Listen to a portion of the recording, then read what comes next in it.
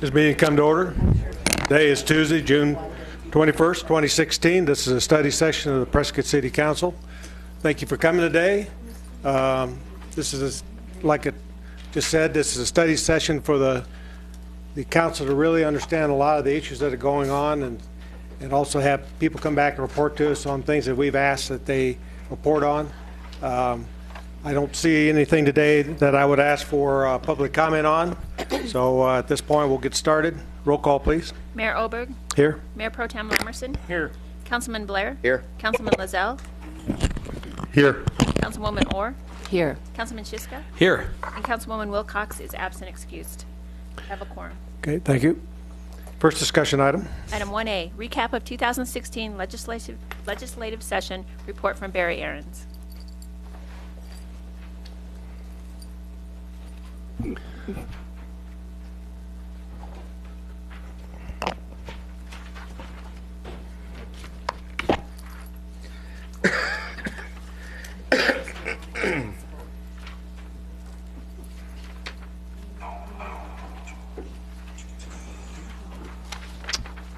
Mr.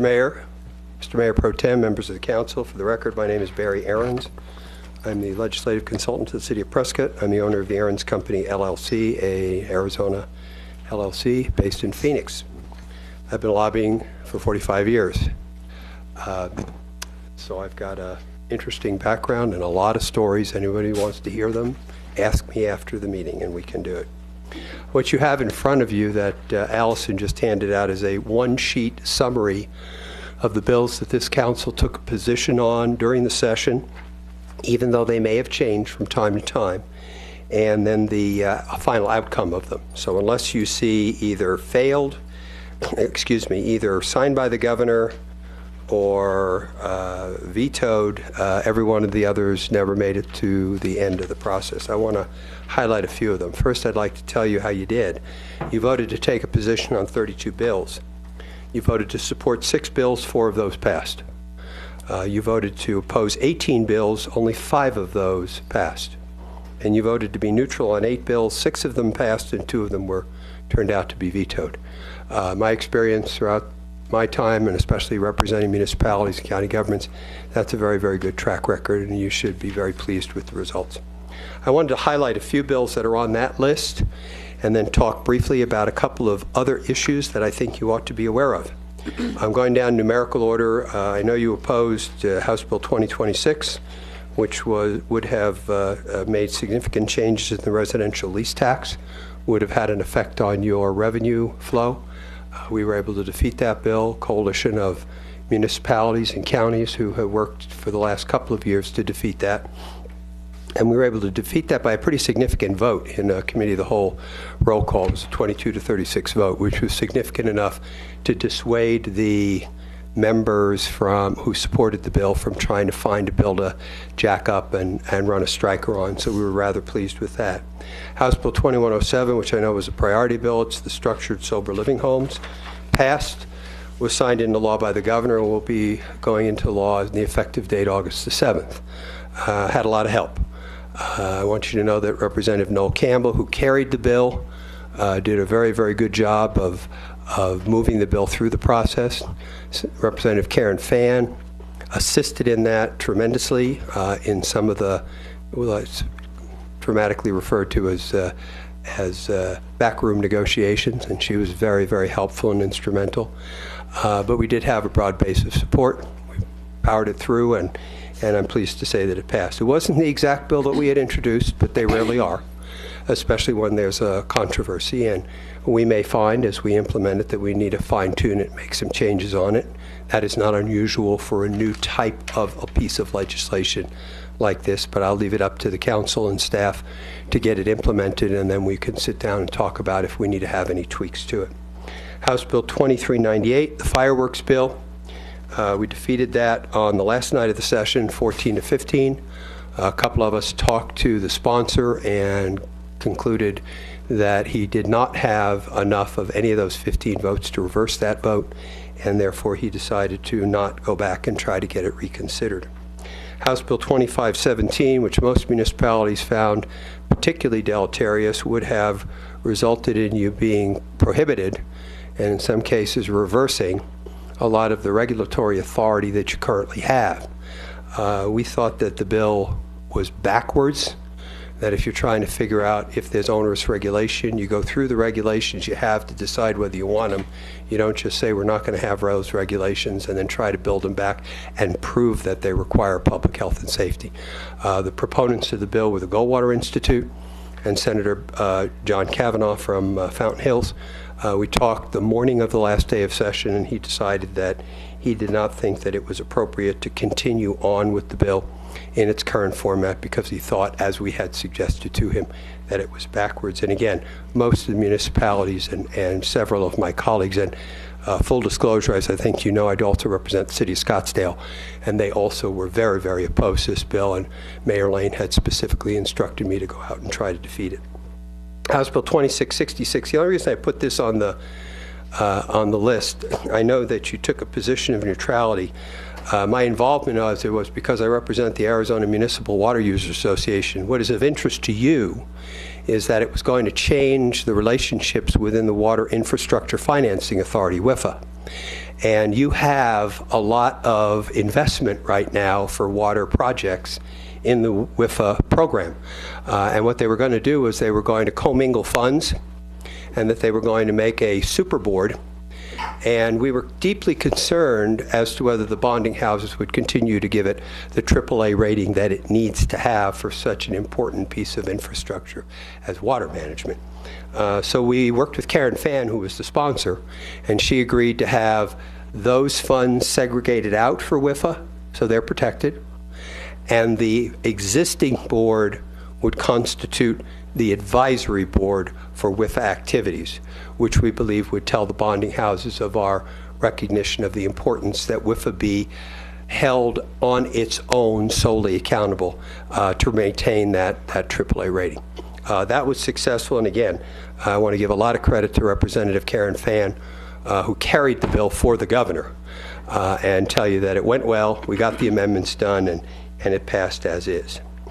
Senate Bill 1350 was the Airbnb bill, and there were a lot of cities that had a lot of problems. Let me open my discussion with that by saying Airbnb is going to continue on, and more shared economy things are coming, whether we like them or not. That's just a fact. As the internet continues to expand and as more internet platform ideas occur, you know, it started with the Uber and Lyft, and now it's Airbnb and so on. So the question wasn't whether a bill was going to pass. The question was whether we were going to retain enough of our ordinance authority to be able to govern effectively and efficiently and prevent major drastic changes of our communities by the mass utilization of homes for short-term vacation rentals. I can tell you that what came out of that bill and what the governor signed, and you may remember it was part of his State of the State address that he wanted to affect the sharing economy, was probably a little bit better than what I had thought we'd get out of it. I was involved in the negotiations on the management side of it, not the tax side of it, although I think we did do well on the tax side. Most communities believe that the flow of revenue, we will have some now, whereas previously you had to force the issue, and frankly, there's no community that had enough wherewithal to be able to enforce all of the Airbnbs that were out there. So we did get a maintenance of authority to maintain our nuisance ordinances and so on and so forth, and I'm sure the city attorney who was instrumental in helping me identify a lot of those issues, he sent me several memos that indicated what our kind of bottom lines were and so on, can tell you what the implementation process will be on that. But I have to tell you that given the fact that this was going to pass, we did pretty much about as good as we were going to do. And that's about where we were. And the last two I saved for the end because I know they are of the most critical. Senate Bill 1428 and SCR 1099, and that was the PRS reform. And frankly, I want to thank Mayor Oberg, who agreed to come down and testify at the Senate hearing, which was the kickoff. He was the only mayor in the state that came down and testified, and we got big points for that as a municipality. that our mayor cared enough to come down. Now, granted, Prescott may have been the poster child for making the changes and so on, and that's all true. But what we did get good work out of it. I know that Senator Lesko was very happy. Allison and I had been meeting with her individually to explain our situation, make sure that the prospective changes were going to protect the taxpayers of Prescott and yet maintain a quality for our PSPRS members. So we were pretty pleased with how that came out. Of course, it went on the ballot. It won by a huge majority, I think even bigger than a lot of us would have anticipated. And now, which brings me now to the second part of my presentation, and that is where we go from here. So as we look forward to the 2017 session, I think with regard to PSPRS, there are some implementation things that need to be done. Allison and I were talking the other day about the fact that there is a survey that is required under the law that's being conducted by PSPRS to see about pooling communities, and hopefully we'll be able to participate in those, and that meeting is next Monday, I think. And I can also tell you that the City of Scottsdale is going to participate in that. Most of the cities, other than the really, really tiny cities who are under a pooling arrangement, and the really, really big cities, Phoenix and Tucson, are going to participate in those things, and it's probably to their benefit to be able to enable them to do that. I still expect that there will be some tweaks that will come in the legislative session next year. A bill that is that massive as PRS reform usually has an oops in it somewhere. So we will have to keep our eye on that when the 2017 session begins. So what we've done is we took care of the prospective problem. Looking forward, we can say that we can do some planning with regard to knowing what the obligations will be, and building up a huge debt prospectively is likely something that we can manage against.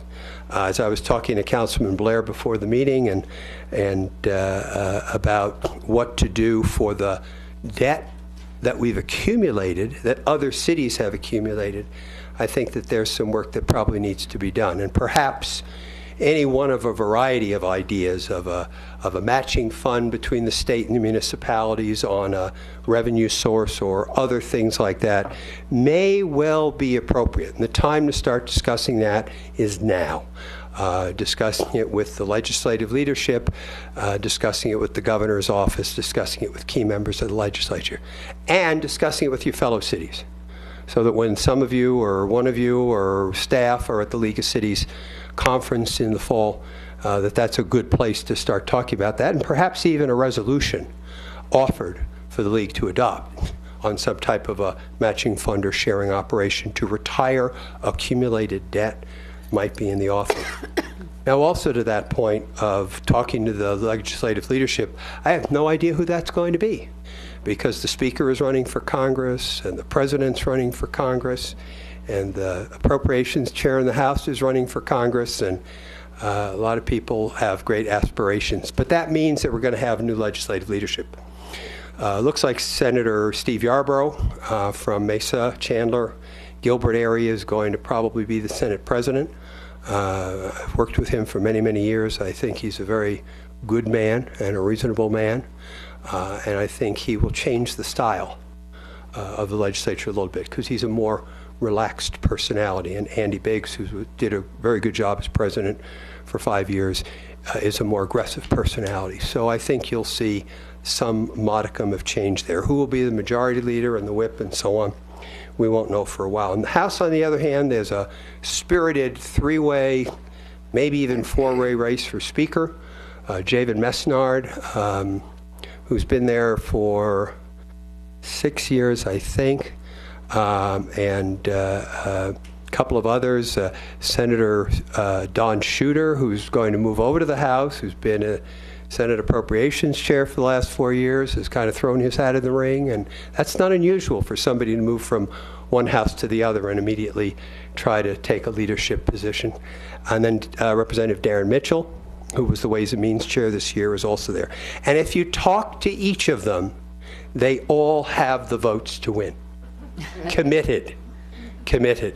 So we'll see what happens. But the other thing that's going to happen is I think the makeup of both houses is going to have some modification. I think the Republicans will probably maintain control of both the House and the Senate, but I think the numbers might change. For example, in the Senate, Carlisle Begay, who switched from Democrat to Republican, I don't think the Republicans can hold that seat, frankly. It's a Democrat district, it's a reservation district for the most part, and it's really tough for a Republican to get elected up in that district. And yet there's two extremely competitive Senate races. Dr. Eric Meyer, who was the House Democrat leader this past session, and Kate Brophy-McGee, who was chairman of the Family Affairs Committee, are locked in what is believed to be the most spirited, clean.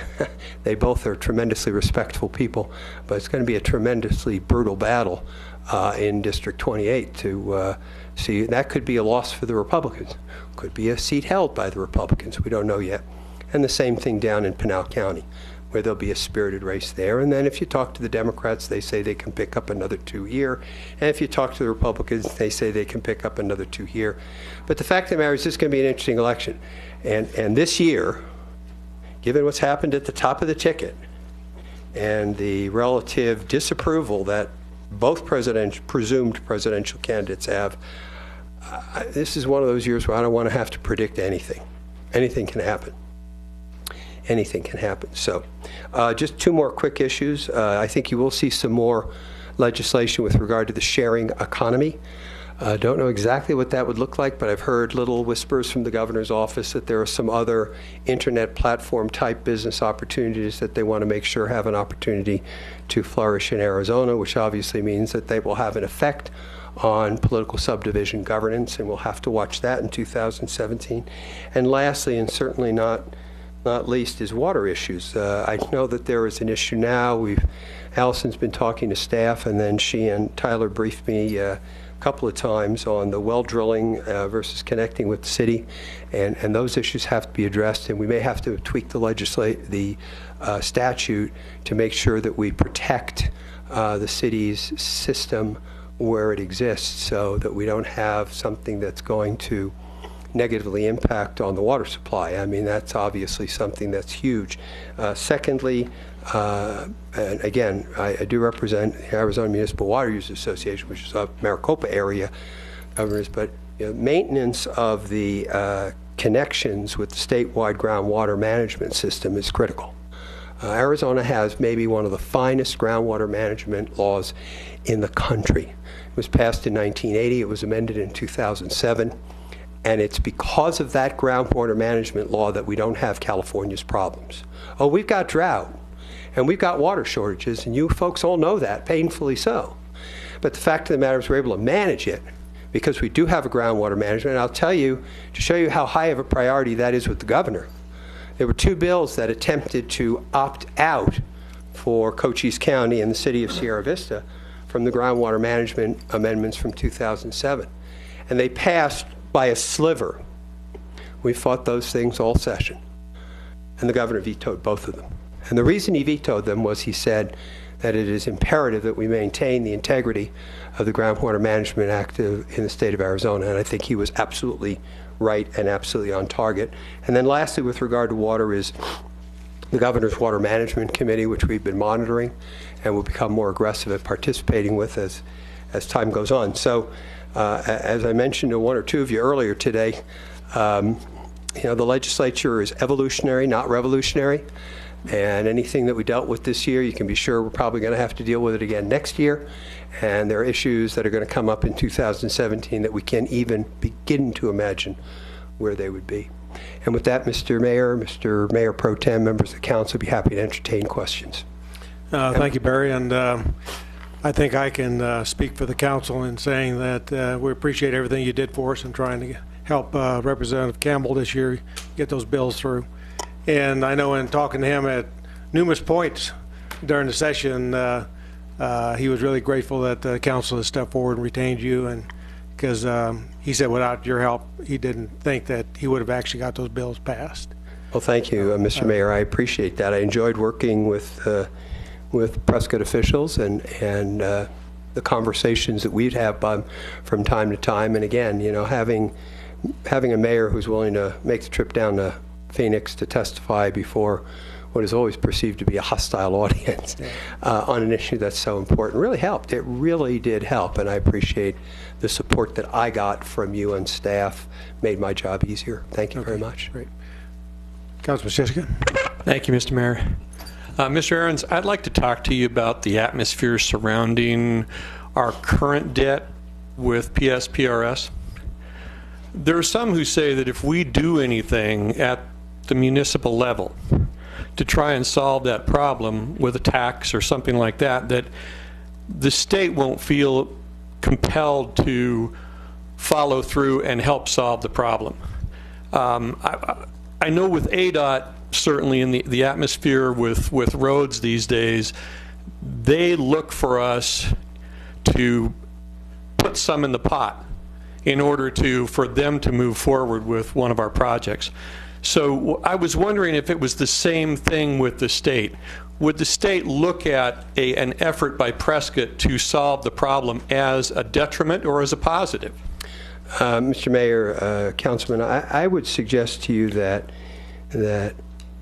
going to them before the fact, meaning now, and saying, what can we do to work together to maybe have some matching funds, some matching revenue sources, a joint effort, and not just City of Prescott, but you've got a lot of other cities out there that have a similar problem, maybe not percentage-wise to the same level that you have it, although there are one or two cities that are in even worse shape, but small cities, but they're in worse shape. But perhaps now is the time to start talking to some of your sister cities and say, if we lock arms and go to the governor and the legislative leadership, and those are the ones who I can pretty well tell who's going to be back next year and who we should start beating the drum for, about perhaps having a matching fund process similar to what DOT says. You put some money in the pot, we'll put some money in the pot,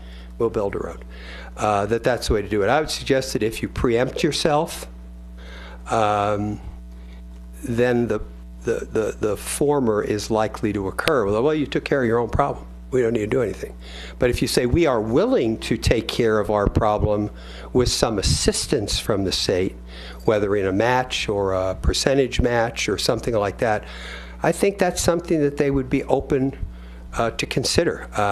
It's an uphill battle. I would tell you that getting the state to even refer a tax to the ballot is no easy task, but it can be done. And the precedence for it, obviously, is when Governor Brewer had the ballot proposition increase the state sales tax by a penny for 3 years, and then it evaporated. Now, maybe we need 5 years or 10 years or something like that. But it was dedicated specifically so that it would appear that way and say, look, we'll have it. It will help us get through the Depression. And then when we get out of it 3 years later, hopefully we'll be able to do it. But it won't go on. It absolutely won't go on unless the public renews it. Thank you. Councilwoman Orr. Yes, Mr. Ahrens, thank you for the work that you did on PSPRS. Thank you, ma'am. Bill.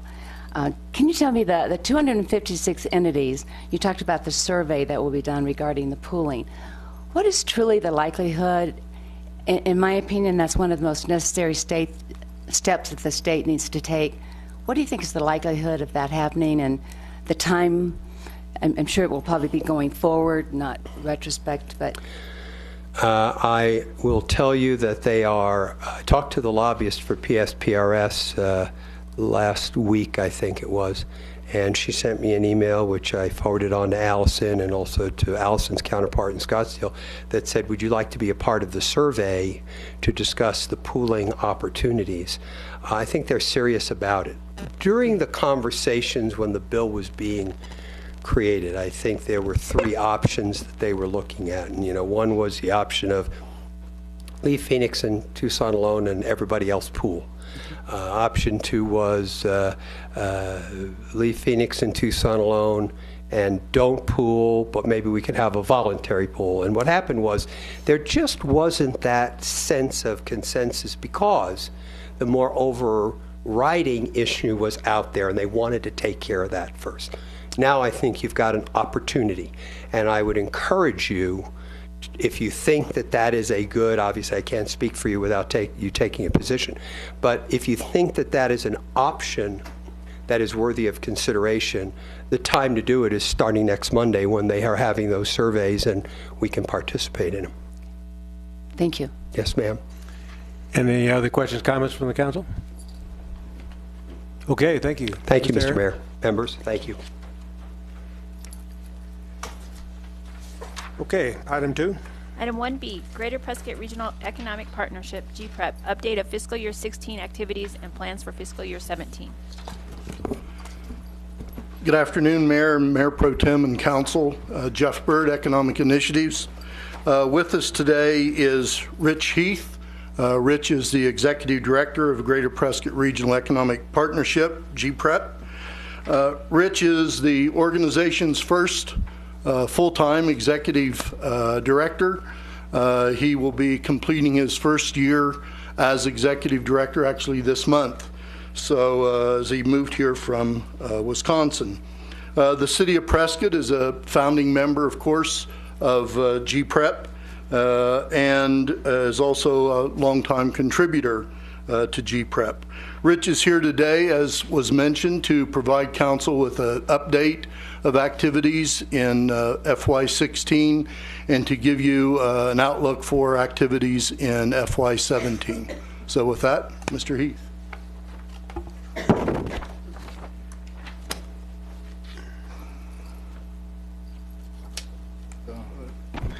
Well, good afternoon. Thank you, Mayor and Council, for giving me the opportunity to come and give a brief update on where we're at with GPREP. As Jeff mentioned, I just completed my first year here in Arizona, so my blood is really thin now, and having come from Wisconsin, that it really comes in handy when it's 105 degrees out here. So in reverse, when we were pimping all my friends back in Wisconsin when they had all those snow flurries and that and the ice cold weather, they're now pimping me about it's 105 degrees down there. How are you enjoying that? And it's 78 here in Wisconsin. So, over the past year, in a lot of ways, it went very quick. I got here last summer, and it's been a blur pretty much ever since I arrived here in Prescott. And it's been a great learning experience, and I want to first of all thank the city for being a longtime supporter of GPREP. As Jeff mentioned, I am the first full-time executive director for the organization. We're just finishing up really the third year of our 3-year action plan. So I have a PowerPoint presentation here that aligns with the information that you have on your desk. I gave you a revised brochure. That's just a general marketing piece of the region that we distribute all over. Anybody wants one, we can get that to them. Site selectors, business development consultants, and so forth. Also, there's a USB thumb drive, and it's an example of what we distribute to site selectors, business development consultants, because they don't want to walk away with about 4 inches worth of material that they have to read through.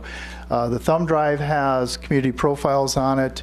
It has information regarding the labor force, graduation rates. It has the marketing brochure. It has the Arizona Commerce Authority's certified sites on it. That those are the ones that I'm pushing out there throughout the region, as well as the 4 videos, the marketing videos that we put together and that we're distributing as well. They're about 5.5 minutes each, and I think they really speak to the region very well. So anybody can get some information really quickly. Also, the sticky pads is something that I came up with.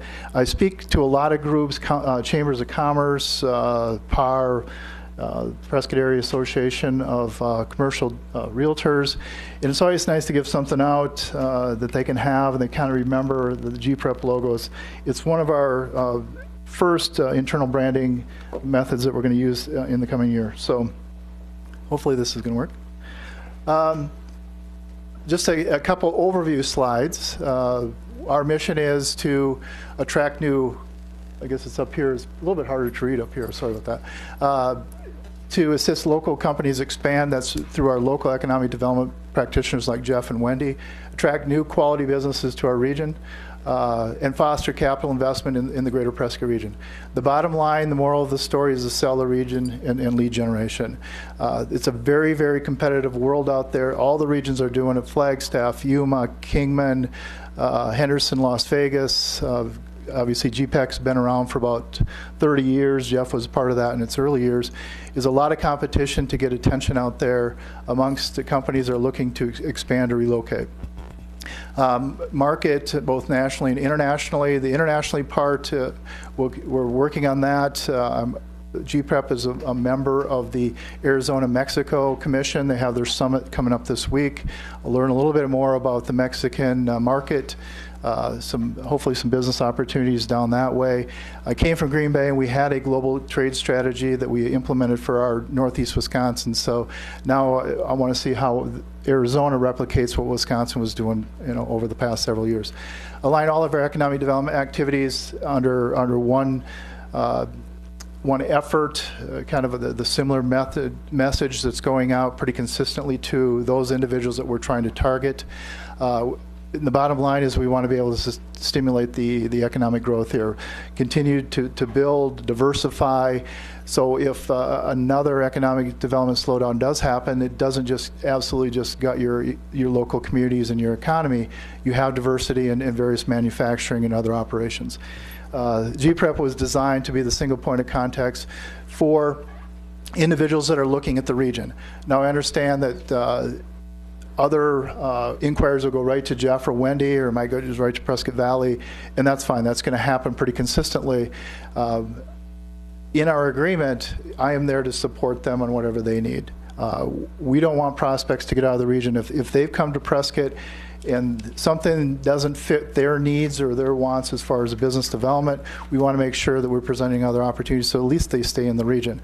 Now, individuals that are just coming blindly or have very little knowledge of the region, we want to make sure that they have all the resources possible on the region, let them decide where they want to go, and then I would host further negotiations and communications with them, and then set up the appointments locally with Jeff or Prescott Valley or whomever. The action plan I mentioned is in its third year. It was adopted about 3 years ago, actually, and I know some of you were a part of that development strategy. Here are the 5 areas. In the interest of time, I won't go through all of those, but we have a business action team. That was one of the conditions of setting up GPREP way back, is what do you do versus what GPREP's going to do. The city does sign off on that, and we have business action team committee meetings every month. We'll have one again tomorrow. We're always trying to make sure that we're communicating the best we possibly can. Now, being in the economic development world as long as I have, there's some information that you just can't part with. There's information that for whatever reason you cannot disclose that to somebody else. So you're always working in this hypothetical, sometimes this minimal information kind of environment, but we want to make sure that if Jeff's working with a certain type of company and I ask about what is it, maybe it's the same one, maybe it's a different one, we want to make sure that we're not crisscrossing, because the last thing we want to do is to get in each other's way and then look like we're actually trying to overwhelm them with information, like we stalked them or something, that Jeff hits them one week and I hit them the next. We want to make sure that we're being as comprehensive and professional as possible. Creating jobs is our #1 goal. Those are some of the pictures we've taken as part of our marketing process this past year, and thanks to Helkin and Horn, they've been a really big help on getting things in place and in motion for us. People ask about what are the industry focus sectors that we focus on. Here are the big 5. Other opportunities may be cybersecurity, warehousing, distribution, and plastics. When you talk about, especially in the manufacturing runs the gamut. It could be making plastic dolls to making computer chips, whatever the manufacturing. But we have identified NAICS codes within each of these primary industry sectors that we want to focus on. Our areas of focus as far as states go: California, Nevada, Oregon, and Illinois. Southern California is a prime location for us just because of its geographic connection to this part of Arizona. A lot of people, it's up and down 40. A lot of people have roots here for one reason or another. California just came out as like the number six economy in the globe right now. They're doing exceptionally well. There's a lot of companies that will start there and they want to move off to someplace close to California, and that's where we come into play. Progress to date, and I'll go through some of these. Always the website, as you know, as a city, as Jeff's department, we're always trying to massage that and make it better and better all the time. If somebody is interested in our region, we want to make sure that the website has as much information as they possibly can as that first round of review. If they have the information that they need, and part of it is having that available in a format that they can easily print, that's very handy. In the third arrow down is the community profiles. The program that we have on our website right now, anybody can build a profile of each of the communities as well as the region and Yavapai County. That is a program that GPREP has paid for, at least the licensure for 1 year, and we'll continue that licensure. But we had so many problems with having demographic information from different parts of the decade or the year, and it never matched. This way we have a company that assembles all that information, and when we do site selector packets on an inquiry, we can put that information there, and it's recognized by ACA and APS as a legitimate source of information. The right place, space, and pace is what we have coined as something that we promote on all our materials now, and you can see up there the flyers and the brochures, as well as the posters that are proudly displayed out the airport. We put those in high traffic areas. People say, hey, what's going on in Greater Prescott? You never know what's going to appease somebody or spark an interest in somebody, so we want to make sure that we're always messaging as consistently as possibly can. Progress continued. I mentioned the monthly newsletter that we started way back in September. That comes out monthly, and I believe everybody here on council receives that. Hopefully it doesn't end up in your spam. I know that most municipalities have a pretty heavy spam filter, but if you have any questions on that, let me know. But it does give highlights of what I'm up to each month, activities that I'm working on, events that I'm attending, people that I've spoke to, as well as maybe highlights of businesses or sites that we're trying to promote. The marketing videos went really well. There's a lot of material that was left on the cutting floor that we want to bring back and do the short videos when we do the e-blast. We want to have a 30-second video that we can attach to that e-blast to the certain companies and site selectors that we're targeting. I've been out and about. If I haven't been there personally, we do have a company that represents us at all the trade shows. Just last week they were in New York. I couldn't make that one, but we try to get over to as many of the shows that are out throughout the country. And while I'm there, I'm meeting with site selectors while I'm not walking the floor. Current initiatives, we do have a robust digitally marketing campaign that was started about 2 weeks ago. That has a message that the site selector, or excuse me, the company that we're working with and myself came up with. We target those 5 industries, telling them why they should be here. Then the next round will be a comparison of cost of doing businesses with Greater Prescott and some of our competitive markets like Las Vegas, Henderson, and Yuma and Greater Phoenix area. Going down the list, I think I mentioned the Arizona-Mexico Commission Conference that's coming up this week. That's a great opportunity, again, to network with the governor, his staff, ACA, and representatives from Mexico that want to increase trade between between certain states within Mexico as well as Arizona. Looking ahead, we're going to be updating the action plan this summer. We are drafting questions for the survey, which will be step 1 of that process. We want to implement the marketing planning strategies, which has internal branding as well as external brand marketing as well. We always want to make sure that everybody is as informed as possible as what's going on with GPREP. The e-news is one thing. I realize it might get caught up in certain types of technology, but there's a lot of opportunities to get out and continue to talk about what we're doing internally for growth of our membership and our investors.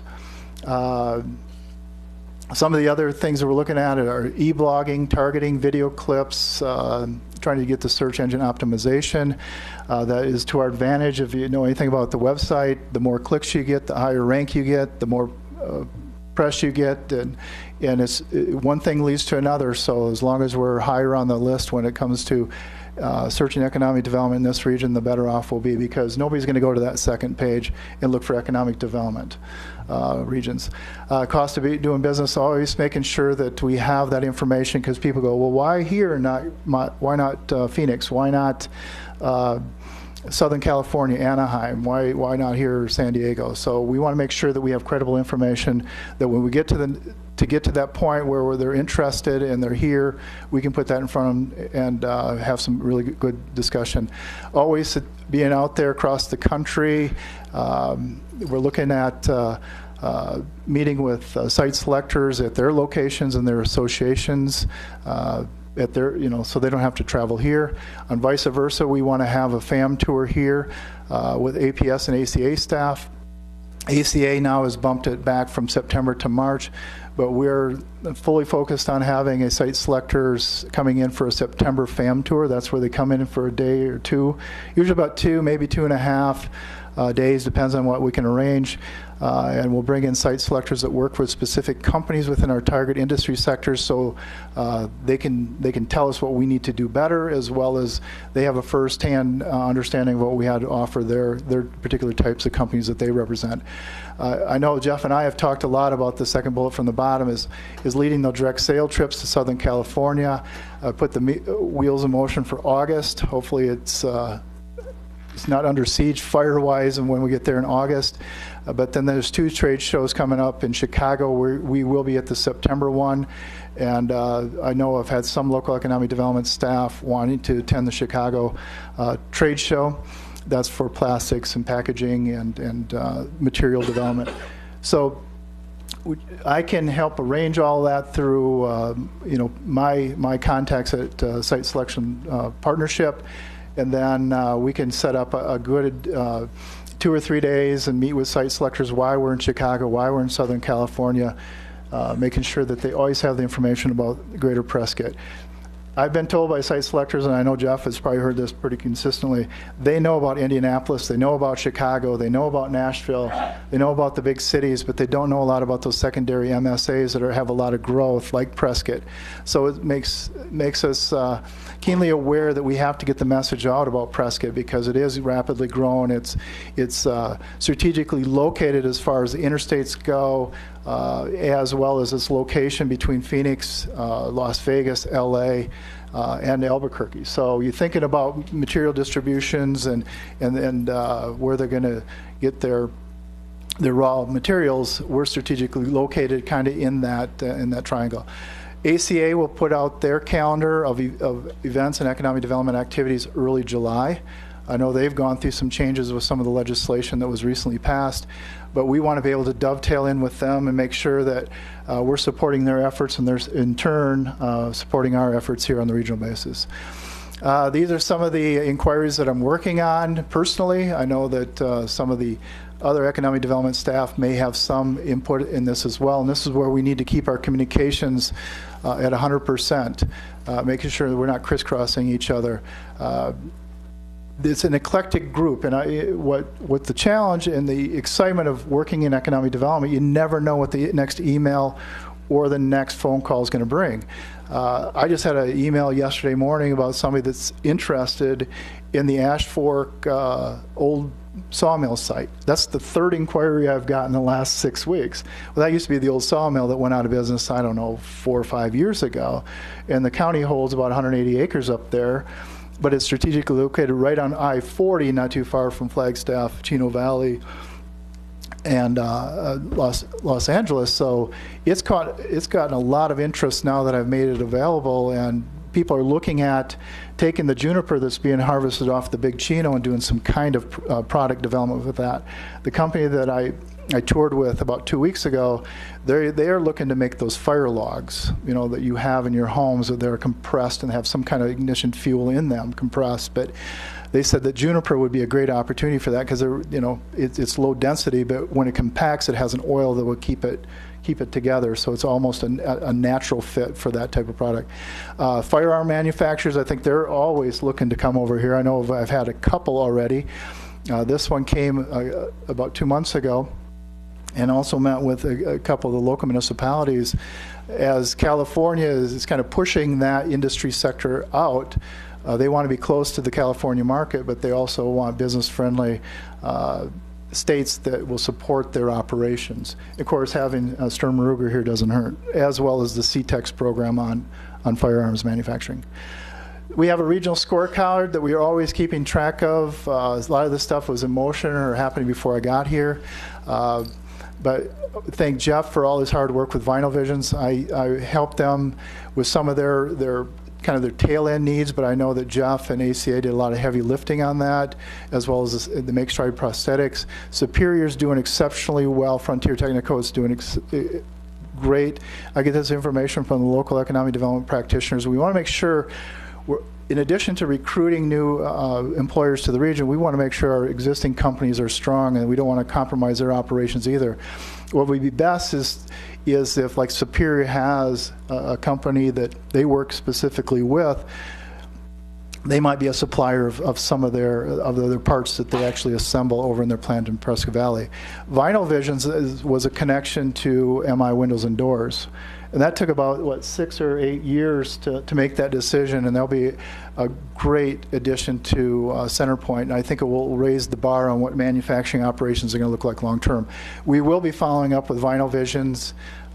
They have spoken extremely positively about not just Prescott, but Arizona as far as anything that they need. Whoever was assigned that responsibility, they took care of, in just a matter of minutes. So there's also a new initiative at the state level.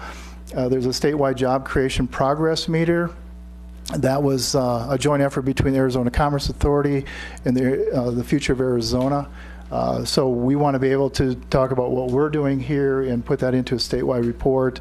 And that way we can kind of monitor what's going on. And again, a lot of the work is going to be done by the local economic development practitioners. And my job, again, is to open up those doors, get the sun shining on Greater Prescott, get the attention back onto us so we can compete with some of the other emerging markets. People ask about what are companies seeking, and this is quantifiable by site searches that come through Arizona Commerce Authority. I've given this slide out quite a few times, especially to CAP and some of the other organizations, because the problem is we lack that 25,000 square foot building that's just sitting there ready for occupancy. Most of the searches, most of the requests we come through is what kind of buildings you have available now, and we just don't have them available. So I put this slide together and I promote it as there's no easy answer on what type of building you're looking for. Usually it's a standard 25,000, maybe to 35,000 square foot shell building that can be easily retrofitted to whatever operation they need, probably without a poured floor, so they can decide what kind of thickness of flooring they need for their operations and their layout of the parking lot and so forth. But the last one, the very bottom, just came through, I think it was last week. We think it's a fertilizer plant, but they need 5 million gallons of municipal water in and out a day. So I don't know what Prescott's public system could treat, but we would not have that kind of capacity here. So we also had a couple others that I'm not sure where in Arizona they're going to end up, but it'll be interesting to see. So here's my contact information. Again, thank you for your time and your support.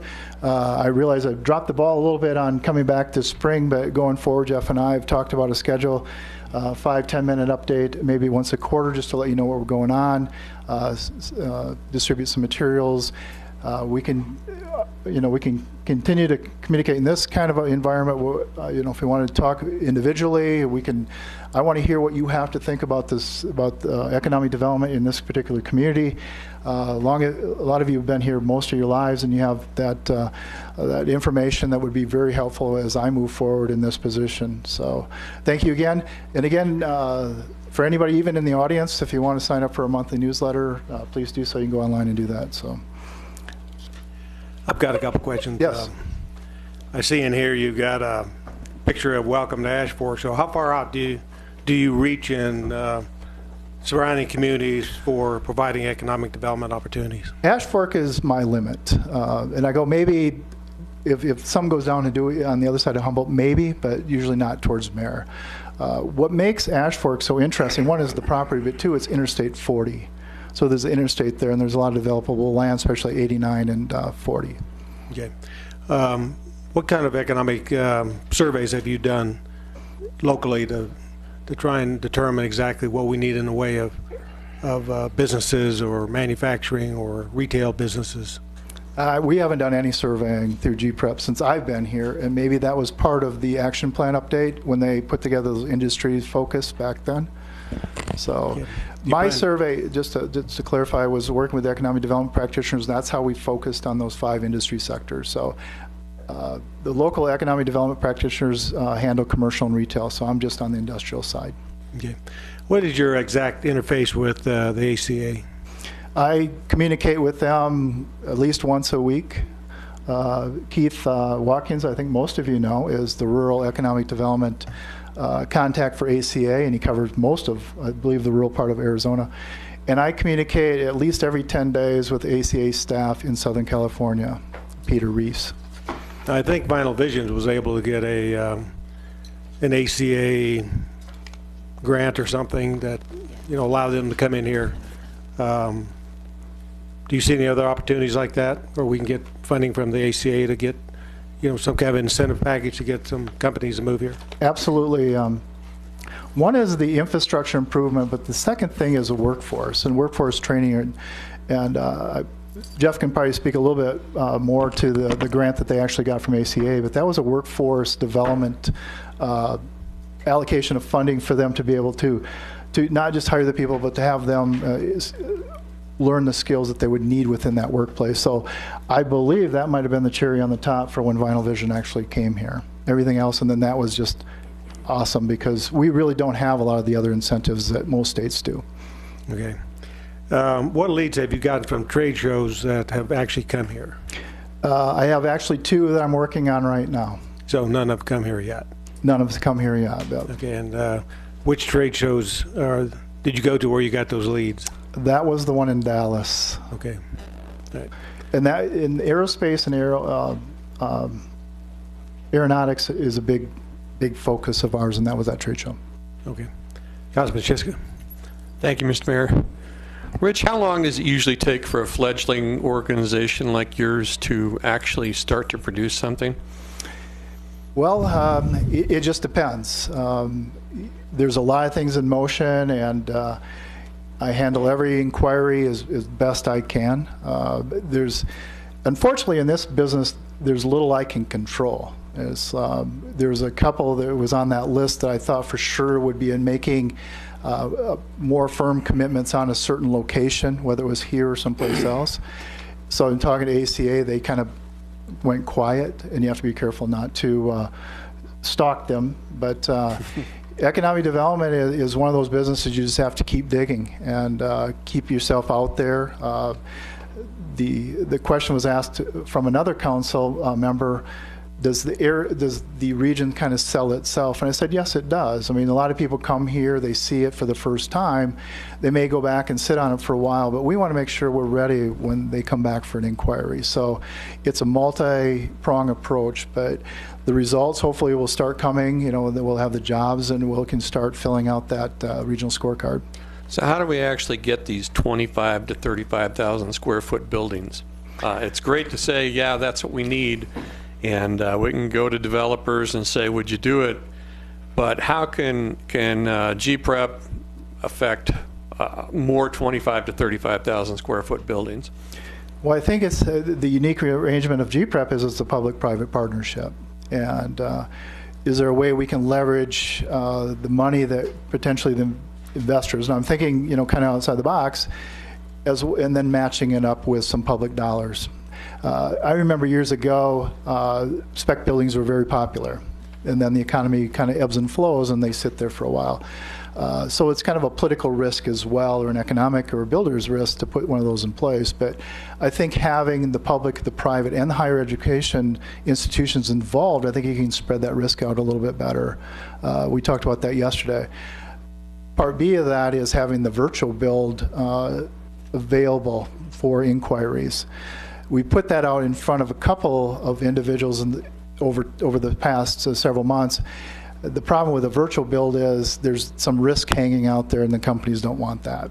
They want to have a building. They want to say, this is what my cost of doing business for this building is. So I think it just keeps that dialogue open. As you saw the slide, there isn't one size fits all, but popular areas are Centerpoint and Air Park. I mean, those come up pretty consistently. At least the Air Park is probably number one on most people's desired area, just because it's close to the airport, it's close to the highway, and they can get in and out pretty quick. So, but if you have any ideas of people that I believe you were other than Rutherford. Actually, Steve had that conversation yesterday. He said, "Boy, I remember back in the day we had some spec buildings that came off the market in pretty quick fashion. I mean, they didn't come right off, but the Lockheed Martin operations over in PV was one of his spec buildings." So he talked about that. He said, I think if it was a little bit more in line, he could probably put something together. But I think there's enough people that have been talking about it now. It's just kind of that do it. Does ACA participate in helping build those kind of buildings? I don't believe they have any interest in doing something like that, because then they'd have to try to extend that to everybody. Mm-hmm. And ACA is, I mean, the big hammer is to the south, 4.5 million people. So we're lucky we get Keith up here, and he's awesome, but he is pretty stretched when you think about Arizona on the real side of things. So, but we have to be creative when we're looking at putting those packages together. The thing of it is, we don't have a lot of time. When somebody comes and they've been thinking about it for a while, they only have 2 or 3 days, and then it's kind of a passing thought. Those site searches that I mentioned, they're usually about a 3 or 4 day turnaround. So we don't have a lot of time to get 18 people in the room and start talking about it. So we have to have that. Where I came from, we used to have a red team that would address like the regional stuff, especially on the building side of things. So I know that's kind of a long-winded answer, but before we go on to some other folks here, in relation to Councilman Shiska's previous question, have you met J.T. Purvis? I have been in communication with JT, but I have talked to his son-in-law, Jeb Johnson, who is now an investor in GPREP. Okay. So, Tom, I think he was trying to get some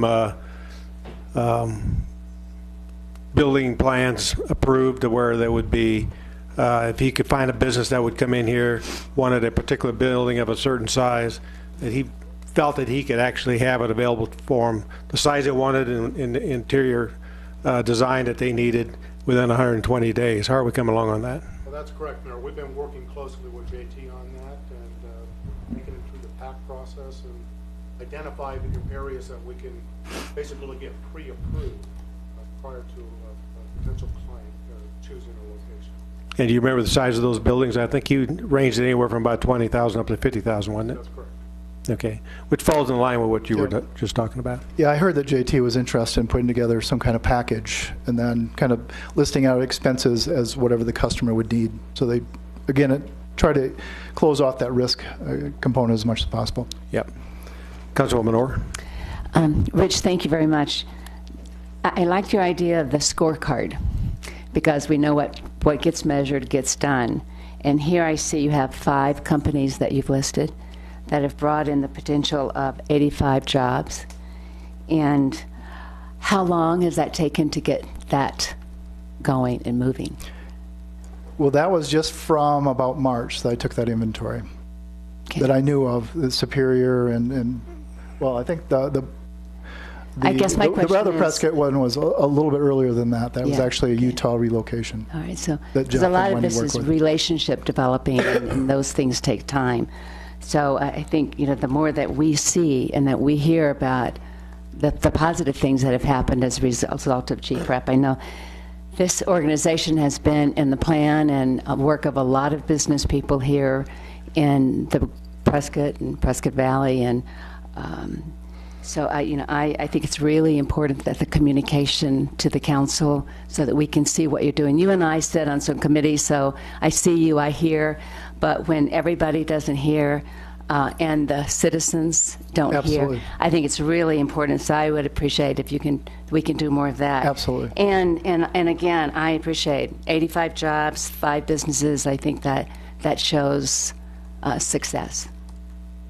So, thank you. Councilman Blair.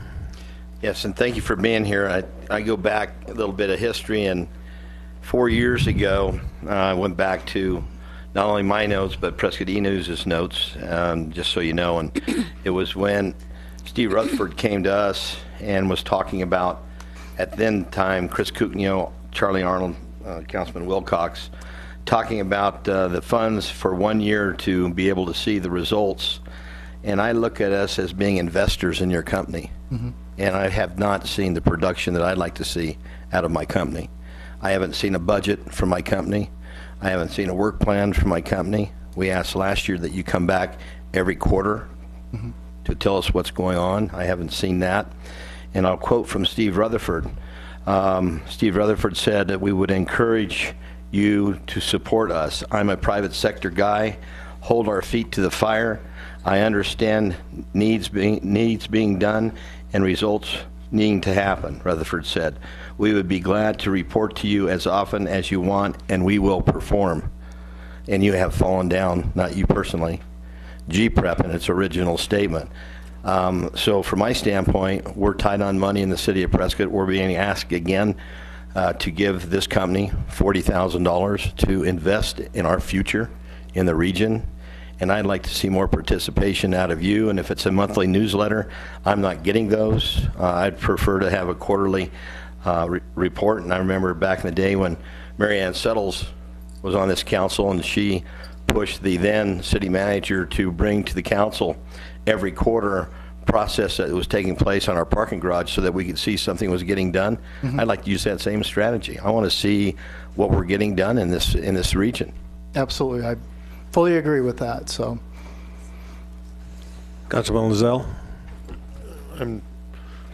I totally agree with Steve, except for the fact, and Rich, I appreciate your presentation and everything that you guys are trying to do, but the landscape in which Prescott is in right now, every dollar is looked at, and we are looked at every dollar we spend. Mm-hmm. And this has been one of those issues where the citizens are asking, you're down officers, you're down police, you're down fire, you're, but we're shelling out 40 to you and 30 to this group and another 20 to this group and a 10 to this group and everywhere down the line. And they're asking, what are we getting for our money? And I just have to mirror what Steve said. Mayor Pro Tem. Thank you. Echoing some of my fellow council, appreciate your presentation. I do have some concerns with the environment in Prescott. Not all of it has to do with going out and getting some new folks. Just watch our video store go belly up. Watch several of our grocery stores go belly up. There's also something called job retention. Haven't seen a whole lot on that. Sometimes it's not about going to get the new wheels, it's about taking care of the wheels you got. Mm-hmm. And I'm not so sure I've heard very much coming out of GPREP about taking care of the people that have already invested in the city of Prescott as much as going to try and get somebody new and ignoring some of the people that have already come here and put their time in here. So I echo some of what Blair said and some of my fellow council members with some concern about what GPREP is doing. There are questions, comments from the council? Just one quick one, and I don't mean this as a bad thing, but through Jeff and through GPREP and through whoever, I don't live in Prescott Valley, and I don't live in the county, and I don't live in Chino Valley or Dewey Humboldt, so I really don't care what they're doing. That's not my job, and that's not what I was elected to do. what I'm elected to do is look at the buildings that we have. The old Fry store sitting empty still off West Gurley. The Hagen store sitting empty, the old Fortner Gifford building sitting empty. I can go on and on and on and wonder where there's any progress on filling those buildings. You know, you start talking about having buildings that people want, we have some of those out there. And are they being actively submitted to those folks that want to move their enterprises to a different community? And what do we have to offer them? And I think that's a bottom line.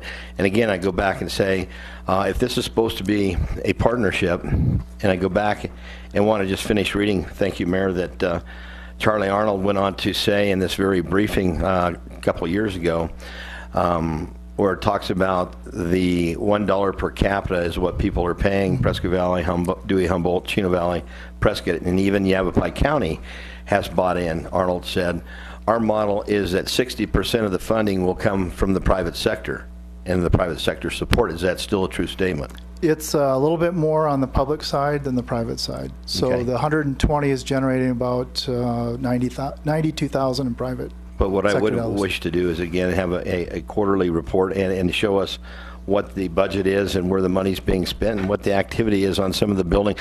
You know, I know you have to give these same reports to the other partners, whether it's Prescott Valley or Dewey Humboldt. I would be ashamed if they're not asking you the same questions I'm asking you, because that's what the public put me here to do. Mm-hmm. Thank you. Any other questions, comments? Okay, thank you, Richard. Thank Appreciate it. you. Next item, please. Item 1C, presentation and discussion of draft lease agreement with Prescott Frontier Days Incorporated for the Prescott Rodeo Grounds. Mayor, Council, I'm Marion Settles from Prescott Frontier Days. I serve on their board, and I'm a secretary. Dana? I'm here to go over some of the draft for our next 25-year lease. And our president, Joe Butner, is in Tucson at a meeting, and our Mr. J.C. Trujillo is down in Phoenix, so what you see is what you get. Greg, I'm going to let you sort of start, and then I'll be your good cop, bad cop. And I hope you all have a copy, because we've been sending this back and forth like lightning for about the last 2 months. Yeah. Thank you. Yeah, thank you very much, Mayor and Council. In the agenda item, or with the agenda item, I did in fact provide a copy of the draft lease. And again, today, as you know very well, is a study session. It's to lay it out there, make some comments, get some comments from the council and so forth. So if it's okay with you, I think we could probably get through the bullet points in the agenda memo, which is why I put them there, which highlight the specific provisions in this draft agreement. So let me start with those bullet points on page 1 of the agenda memo. Council members, Mayor and Council, former Councilwoman Suttles, if you have any comments, please speak up.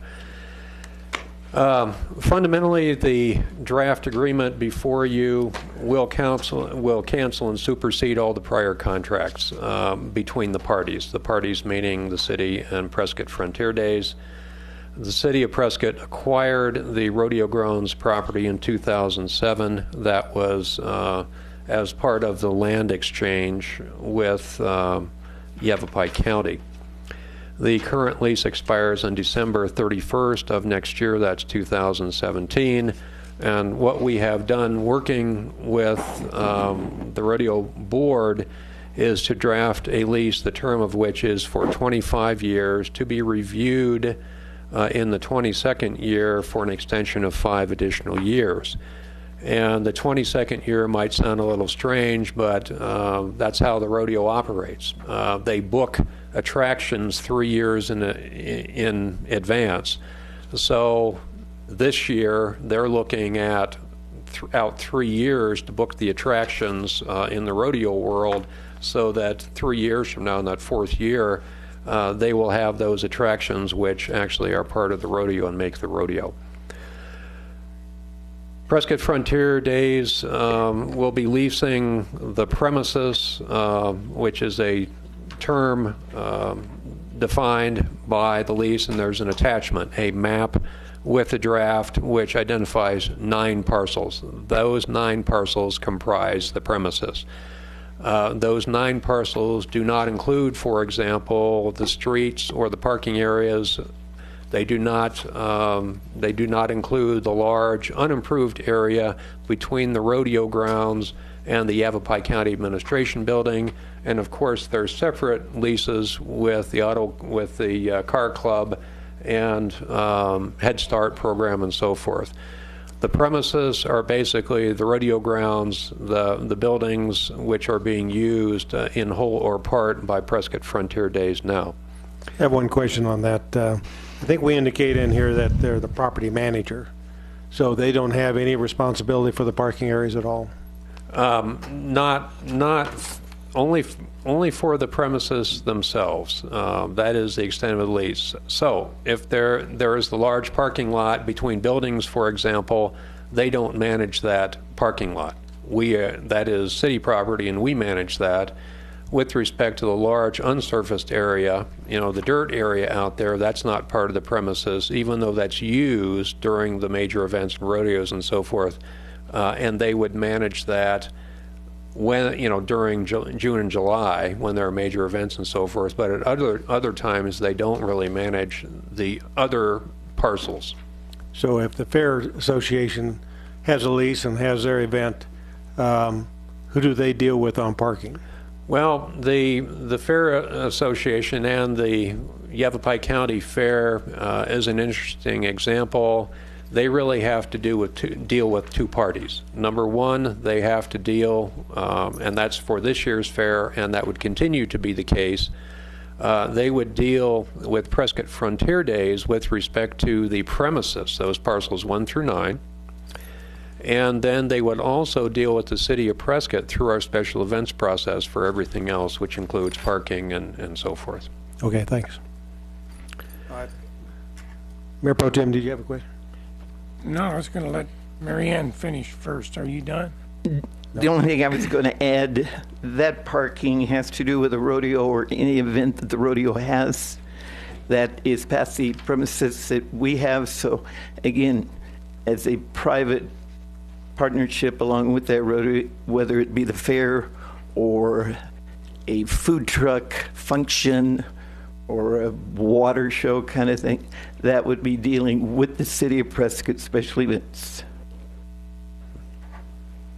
Thank you, Mayor. Mary Ann, you may just be a secretary to some, but you're a whole lot more than that to some of us. Thank you, Councilman. Well, you're welcome. Give me a page, you're on. Very similar to my comments with G-Prep. Okay, the rodeo, the Fair Association, etc., are huge pieces of whether it's cultural infrastructure, the rodeo grounds, or physical infrastructure, etc. We need to take care of what we have. I was pleased that Mayor Oberg was able to go procure the contract that was necessary to get us off the dime on Friday.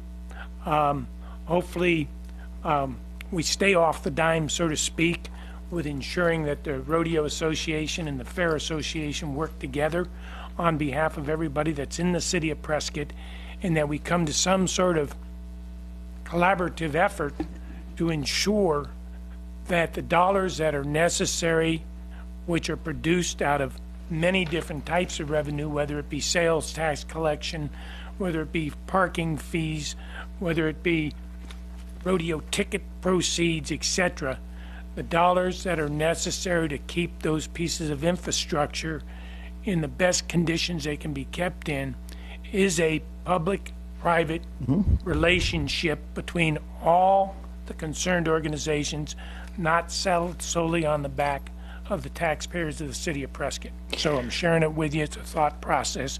You know that. We sat here for many years together, and I haven't changed. Gee, what a surprise. If I can, I don't think anybody was any happier than the rodeo was when the fair came back to town. I mean, that has already been out there constantly. Where should that fair be? It should be right back here. They approached rodeo a year ago before they had their first fair. There were some bumps, there were some areas, there was equipment issue, there was parking, but that was the first time. The fair is back, and the fair has already, with our mayor, signed for a contract for next year, or this coming year, and it could only get better.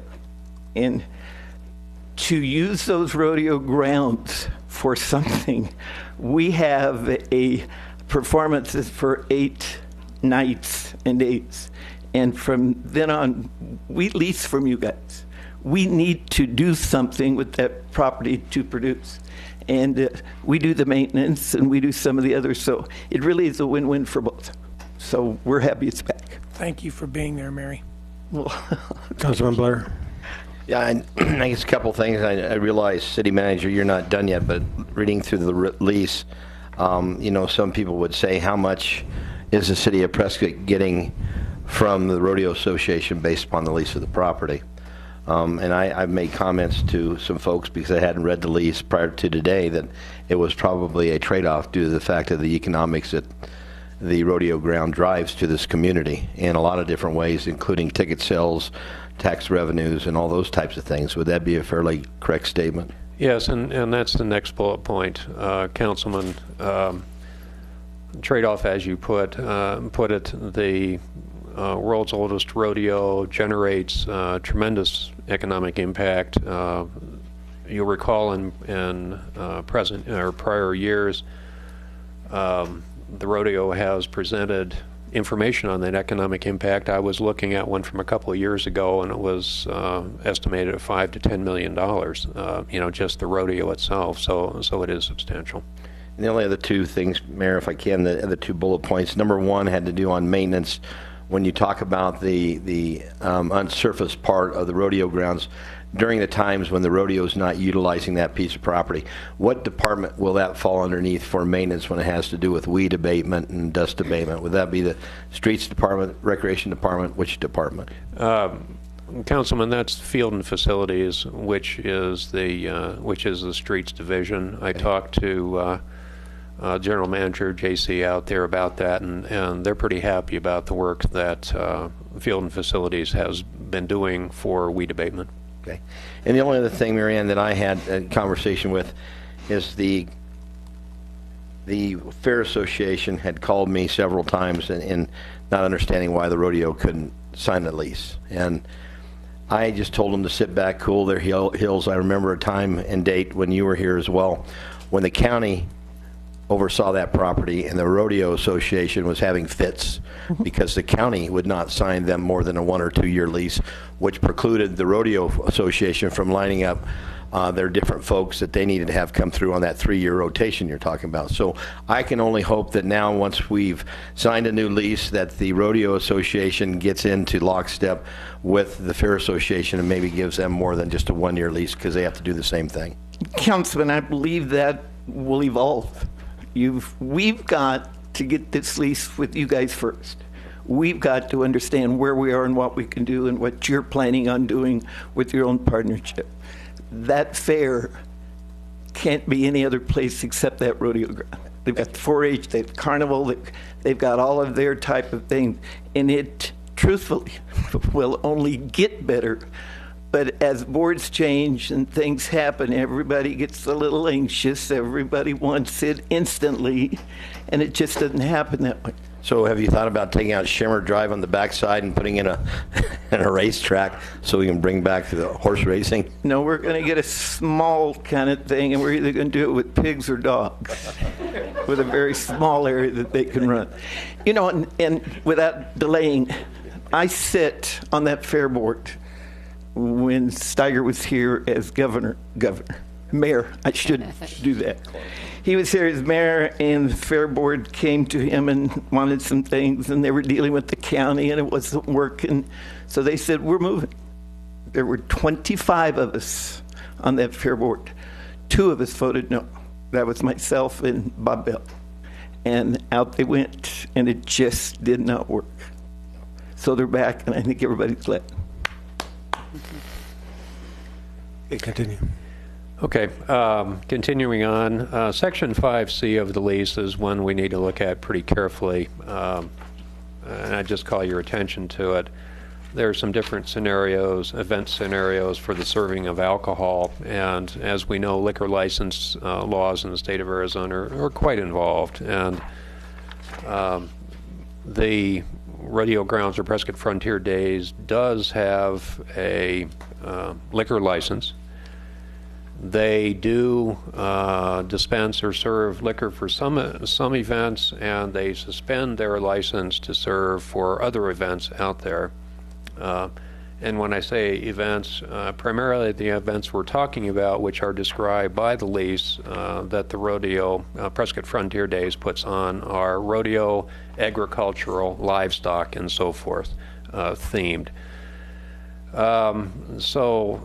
Very recently, this subject, I won't call it an issue, the subject of the serving of alcohol came up, and basically what the version of the lease now says before you is that if an event other than produced by or attracted by the rodeo comes in, let's say that they come into the city and want to do a special event and it's not agricultural or livestock or rodeo, then they would go through the city's special event process, and in that process they would tell the city's special event committee what they want to do. And if they want to serve alcohol, then they would need a special event liquor license for that.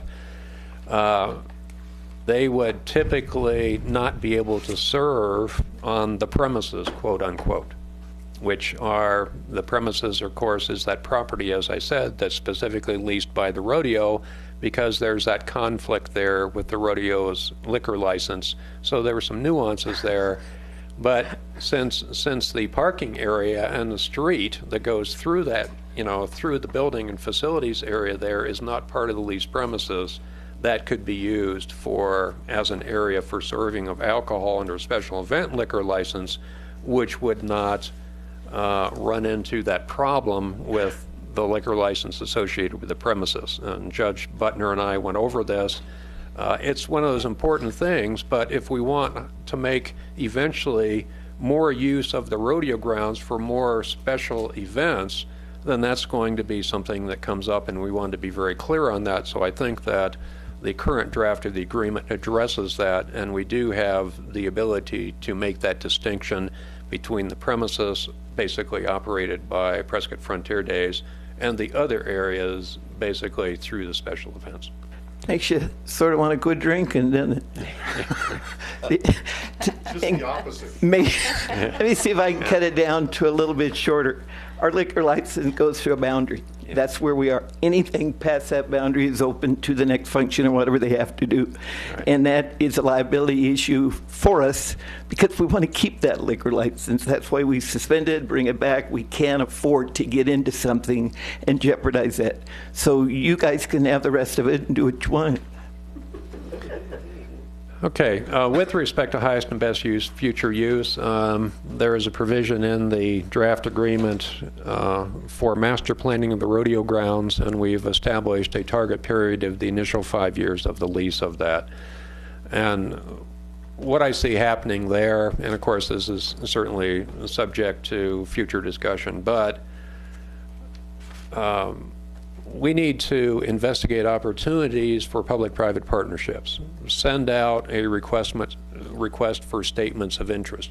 Publicize that. Just don't put it in the Courier. We need to reach an audience out there of potential investors who may be interested in engaging in a public-private partnership for master planning and looking at some additional uses of the grounds per se, because if you look at that map there, about half of it is the leased premises and half of it is not.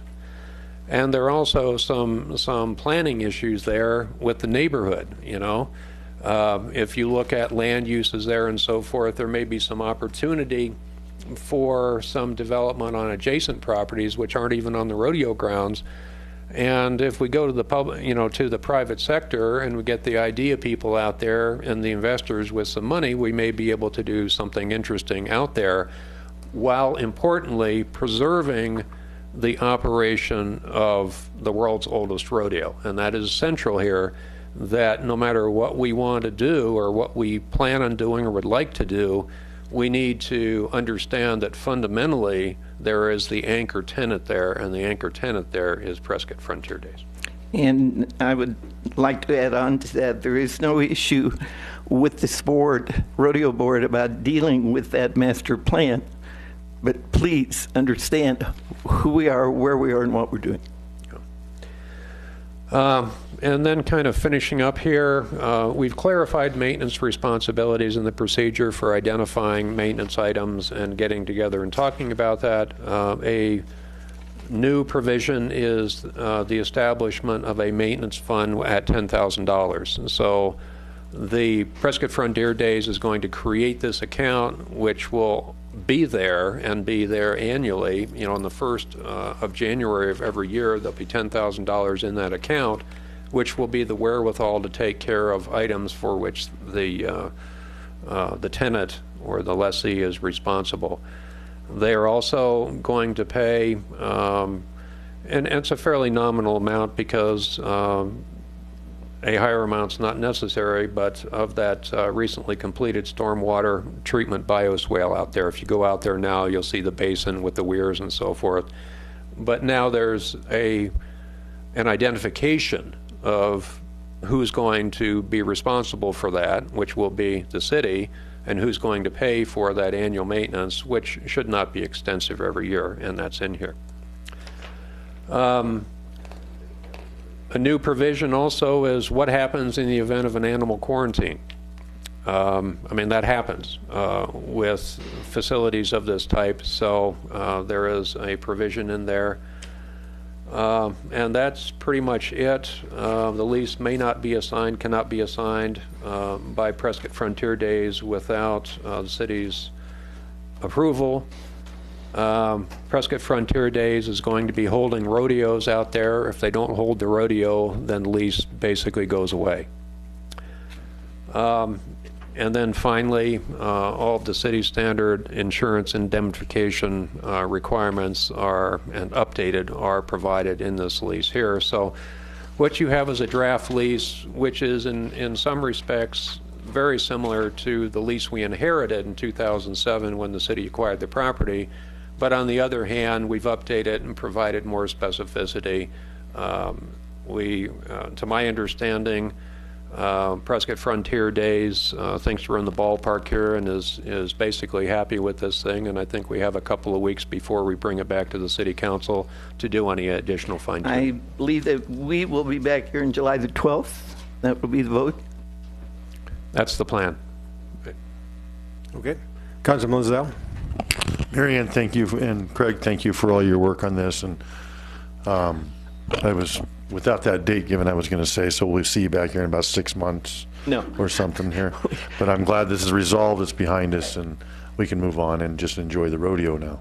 Councilman, and at this time, I want to thank you for your help with this. We've come back to previous councils and mayors and wanted to get this going, and it just didn't seem to be the issue. You were going through all kinds of stuff. Rodeo was good, not to worry. And we accepted it. And we come back again, and the city's got bigger things to do, and we handled it. Well, we're in the final year, and you know as well as I do with any lease, you have got to get it moving. So I get on the phone and said, could you maybe find that somewhere down at the city and bring it back? Councilman Blair, Lamerson, we were all here. I was sitting there when we bought this property. So again, Mayor Olberg, he's come in, he's moved it a little bit. Billy's talked about it. Steve, I mean, we've really pulled something off really good. It's a win-win for everybody. So I appreciate your help with this. We got a rodeo coming in next week. Don't forget the chamber mixer that's this Thursday. You better be there. We've got a kickoff Monday the 27th. We'd like to see you there. And any other questions for PFD? Well, this is a little better than the parking garage, huh? It is. And thank you for that comment. I sometimes forget what I said and did a few years ago. Do you find that hard to believe? No. It was important. Councilman Chiska? Thank you, Mr. Mayor. Well, Marianne, if you decide to race pigs or dogs, we'll feed them. That's right. Bring them over. The question I have is, originally you guys had asked for 50 years. And is there anything that you feel that you're not getting because it's only 25 years? No. Okay. You know, in negotiations, you've got to have a start. So we thought 50 was good. We figured 100 was a bit too much to come, so we started at 50. But every time something came back, the board was extremely happy. We were at 25. I'm not going to be here the next 25, and you may have kids sitting in these spots, but we're extremely happy that this has worked for both entities. Thank you. Any other questions, comments? Thank you, Marianne. Thank Okay, you. thank you, Marianne. Thank you, City Manager. Thank you, City Manager. Yes, really. Yes, I agree. Adam, next item, please. Item 1D, request for information regarding June 21st, 2016 voting meeting agenda items. Okay. I have something, Mayor. We had discussed prior in the other budget meetings, the item of the 70,000, 80,000, whatever that number was for the bar and restaurant alcohol fee. Were we going to keep it in, or were we going to take it out? And if we could have that answer before I vote on that, the next step of this budget, that's what I'd like to hear. Okay, I'm not sure I understand what you were trying to drive at. Is it in the budget?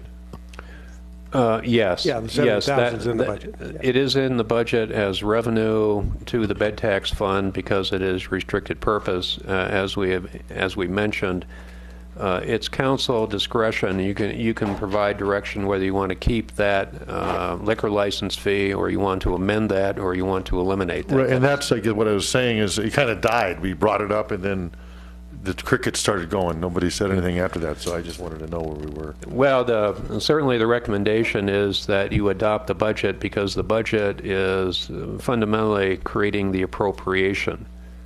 But you can provide direction, too, that at the following meeting or at the meeting today, that you could make a motion that liquor licenses be modified in some way. Mayor Pro Tem? Thank you, Mayor. I think, Mr. McConnell, you might have clarified my comments, but very similar to my objection of a mandated expenditure for open space, not a city council-driven decision to go by open space. While that may be included in the budget, when a single line comes up, I can still vote no on the item, but you don't throw the whole budget out for one item. Okay. And I've got one, as long as we're, and again, I'm not sure where to put this, Mayor. I'm not a guy that wants to vote no on the budget, especially when we have something as important as pay salaries and pay adjustments for our employees. However, one concerning item I have is the conversation that we had several months ago or a month ago when we talked about our public, let me get the word right, our public works communication person. And we moved that underneath the city manager. I still have some concern about that when looking at our city hall. We have Mr. Goodman sitting there and the other lady that's in our office here. Why we'd need another person sitting in the city manager's office. It seems to me that when we talked about originally in the budget process of saving somewhere in the neighborhood of $100,000 based upon that person in a very extensive, very forthgoing road project scenario in the next couple of years, that person would be better served under streets and utilities and public works and parks and recreation. I still have a question of whether that position should be in the city manager's office. And I don't know where else to bring it up, because once you vote on the budget, it is what it is. Yeah. Okay, any other requests for information? Okay, I want to thank everybody for showing up today, and we'll be back here at 5:30, and we'll see who wants to show up and listen to us for another 3 hours. Thank you. Meeting adjourned. Oh, I'm exhausted. Now we got to come back at 5:30. Whose idea was that? Last time. Yeah, don't let him forget it either. Got us started on Don't this. ever let him forgive you. Even when we're not doing this anymore. That's right. Okay, I'll bring the bottle in. Yes, sir. Yeah. Take care.